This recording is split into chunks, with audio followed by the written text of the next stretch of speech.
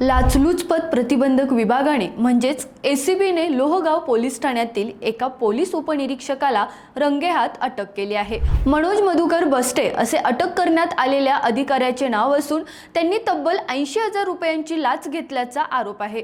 मिळालेल्या माहितीनुसार एका 39 वर्षीय तक्रारदाराविरुद्ध अदखलपात्र गुन्हा दाखल होता। त्या प्रकरणात मदत करण्यासाठी आणि भविष्यातही सहकार्य करण्याच्या मोबदल्यात बस्टे यांनी आधी 70,000ची मागणी केली होती, मात्र पडताळणी दरम्यान ही रक्कम वाढवून 80,000 करण्यात आल्याचे स्पष्ट झाले। 30 एप्रिल रोजी एसीबी कडे तक्रार दाखल झाल्यानंतर पंचासमक्ष पडताळणी करण्यात आली आणि त्यानंतर 1 मे रोजी सायंकाळी लोहगाव पोलीस ठाण्यात सापळा रचण्यात आला। यावेळी तक्रारदाराकडून 80,000 रुपये स्वीकारताना पोलीस उपनिरीक्षक बस्टे यांना एसीबीने रंगेहात पकडले।